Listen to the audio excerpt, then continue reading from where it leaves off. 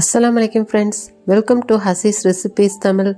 நம்ம இன்னைக்கு இட்லி பொடியை கூட ஹெல்த்தியாகவும் ரொம்ப டேஸ்டியாகவும் எப்படி பண்ணலாங்கிறதான் பார்க்க போகிறோம். இது ஒன்று இருந்தால் போதும், நமக்கு இட்லி தோசைக்கு சட்னி சாம்பார் கூட தேவைப்படாது.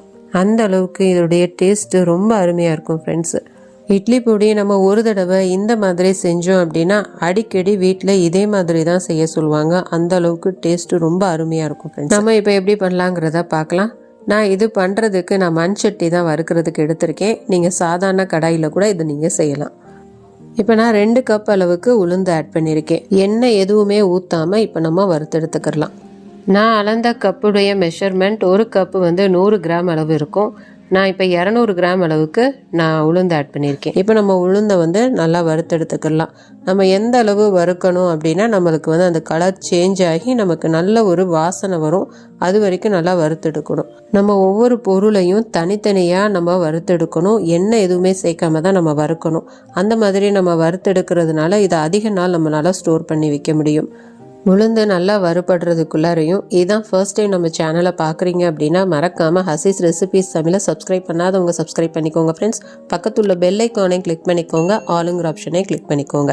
அப்போ தான் நம்மளுடைய எல்லா வீடியோஸும் உங்களுக்கு உடனே வரும், நீங்கள் மிஸ் பண்ணாமல் பார்க்க முடியும். இப்போ நம்ம உளுந்து நல்லா வறுத்தெடுத்தாச்சு.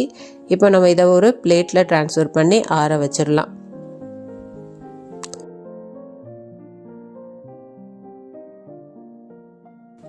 இப்போ நம்ம 1 கப் அளவுக்கு கடலைப்பருப்பு எடுத்திருக்கோம். இது 100 கிராம் அளவு இருக்கும். எண்ணெய் எதுவுமே சேர்க்காம இதையும் நல்லா வறுத்தெடுத்துக்கலாம். மீடியம் ஃப்ளேம்லேயே வச்சு நீங்கள் வறுத்தெடுத்துக்கோங்க. அப்போ தான் தீஞ்சு போகாமல் இருக்கும். இல்லைன்னா தீஞ்சு போகிறதுக்கு சான்சஸ் உண்டு. தீஞ்சு போயிடுச்சு அப்படின்னா அதோடைய டேஸ்ட்டே மாறி போயிடும். அதனால கொஞ்சம் கவனமாக நல்லா வறுத்தெடுத்துக்கோங்க. ஒவ்வொரு பொருளையும் நம்ம தனித்தனியாக வறுக்கும்போது தான் நமக்கு எல்லா பொருட்களுமே நல்லா வறுபட்டு வரும். அதுக்காண்டி நம்ம தனித்தனியாகவே வறுத்தெடுத்துக்குருவோம். இப்போ நல்லா நிறம் மாறி நல்லா வாசனை வருது. இப்போ நம்ம இதை வேறு ஒரு பிளேட்டுக்கு ட்ரான்ஸ்ஃபர் பண்ணிடலாம்.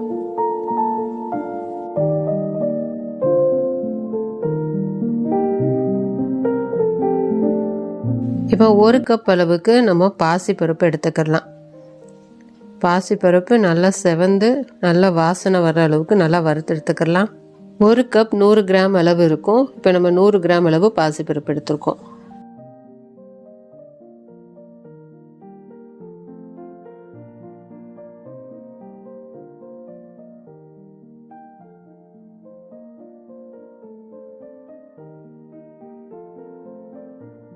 பாசிப்பருப்பு நல்லா செவந்து நல்ல ஒரு வாசனை வருது. இப்போ நம்ம பிளேட்டுக்கு ட்ரான்ஸ்ஃபர் பண்ணிடலாம்.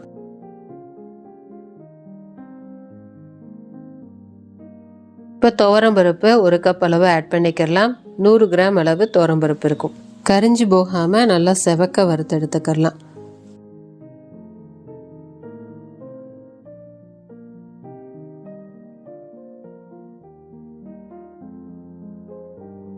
இப்போ நமக்கு துவரம்பருப்பு நல்லா நிறம் மாறி நல்லா வாசனை வர ஆரம்பிச்சிருச்சு. இப்போ நம்ம இதை பிளேட்டுக்கு ட்ரான்ஸ்ஃபர் பண்ணிடலாம். இப்போ 1 கப் அளவுக்கு நான் முழு பொரிகடலை ஆட் பண்ணியிருக்கேன். இது ஏற்கனவே வறுபட்டு தான் இருக்கும். நம்ம லேசாக மட்டும் வறுத்தா போதும். இப்போ நமக்கு லேசாக வறுபட்டுருச்சு. இப்போ நம்ம இதை பிளேட்டுக்கு ட்ரான்ஸ்ஃபர் பண்ணிடலாம். இப்போ 1/2 கப் அளவுக்கு எள்ளு ஆட் பண்ணிக்கிறலாம். கிராம் கணக்கு அப்படின்னா ஒரு 50 கிராம் அளவு எள்ளு ஆட் பண்ணிக்கோங்க. நான் வெள்ளை எள்ளு தான் ஆட் பண்ணியிருக்கேன். அப்போ தான் நமக்கு இட்லி பொடியுடைய கலர் சேஞ்ச் ஆகாமல் இருக்கும். கருப்பு எள்ளு ஆட் பண்ணோம்னா நம்மளுடைய இட்லி பொடியுடைய கலர் சேஞ்ச் ஆயிரும். அதனால வெள்ளை எள்ளு ஆட் பண்ணிக்கோங்க. எள்ளுடைய மனம் வர்ற வரைக்கும் நல்லா வறுத்தெடுத்துக்கலாம். அது லேசாக பொரிய ஆரம்பிக்கும். அந்த ஸ்டேஜில் நம்ம இதை பிளேட்டுக்கு ட்ரான்ஸ்ஃபர் பண்ணிடலாம்.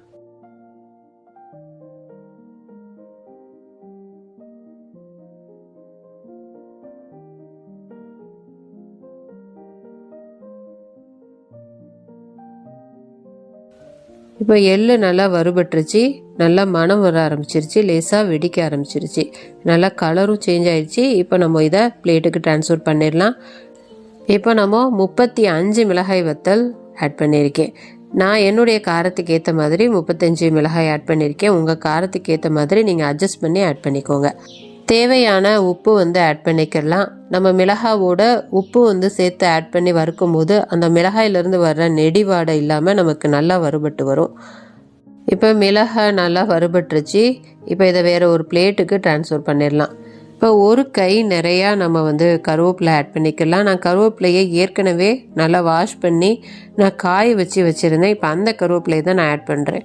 நீங்கள் பச்சை கருவேப்பிலை கூட நான் ஆட் பண்ணிக்கலாம். நல்லா வாஷ் பண்ணிவிட்டு ஒரு துணியில் நல்லா வந்து கருவேப்பிலையை தொடச்சி எடுத்துக்கோங்க. அதுக்கப்புறமேலு இதே மாதிரி நல்லா வந்து வறுத்து எடுத்துக்கோங்க. நல்லா வந்து கொஞ்சம் கூட ஈரம் இல்லாத மாதிரி கருவேப்பிலையை வறுத்து எடுத்துக்கோங்க. அப்போ தான் உங்களுக்கு வந்து ரொம்ப நாளைக்கு ஸ்டோர் பண்ணி வைக்க முடியும். நான் ஏற்கனவே காஞ்ச கருவேப்பிலை ஆட் பண்ணதுனால எனக்கு சீக்கிரமாகவே இது வறுபட்டுருச்சு. இப்போ நம்ம இதை பிளேட்டுக்கு ட்ரான்ஸ்ஃபர் பண்ணிடலாம்.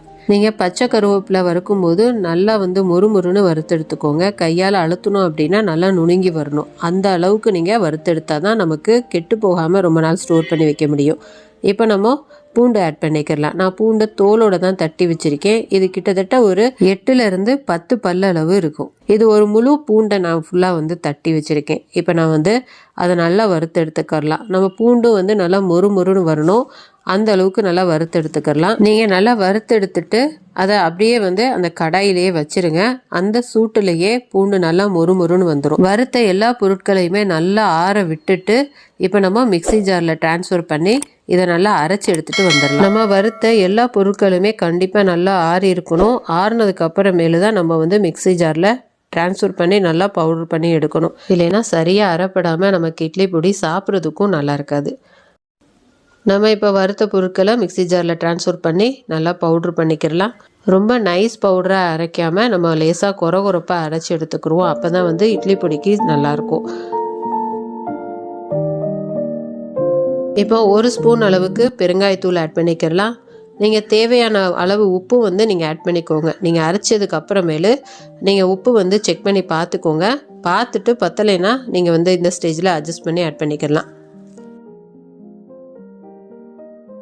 இப்போ நம்ம நல்லா வந்து அரைச்சி எடுத்தாச்சு.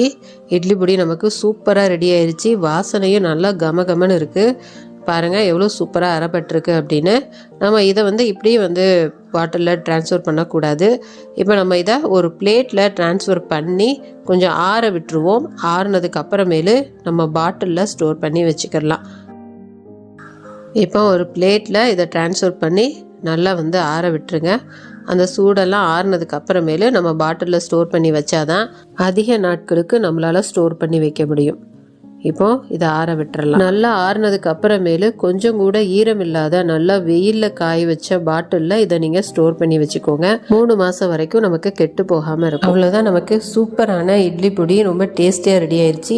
இது ஒன்று இருந்தால் போதும். இட்லி தோசைக்கு சாம்பார் சட்னி எதுவுமே தேவை இருக்காது. அந்த அளவுக்கு டேஸ்ட் அருமையாக இருக்கும். நீங்களும் இதே மாதிரி செஞ்சு பாருங்கள். செஞ்சு பார்த்துட்டு எப்படி வந்ததுங்கிறத எனக்கு மறக்காமல் கமெண்ட்டில் ஷேர் பண்ணுங்கள் ஃப்ரெண்ட்ஸ். இந்த வீடியோ பிடிச்சிருந்துச்சுன்னா லைக் பண்ணுங்கள். இது யூஸ்ஃபுல்லாக இருந்துச்சு அப்படின்னா மறக்காம உங்க ஃப்ரெண்ட்ஸ் எல்லா பேருக்குமே நிறைய ஷேர் பண்ணி விடுங்க ஃப்ரெண்ட்ஸ். மறக்காம ஹசீஸ் ரெசிபீஸ் தமிழை சப்ஸ்கிரைப் பண்ணாதவங்க சப்ஸ்கிரைப் பண்ணிக்கோங்க ஃப்ரெண்ட்ஸ். நம்ம நெக்ஸ்ட் வீடியோல பார்க்கலாம். தேங்க்ஸ் ஃபார் வாட்சிங்.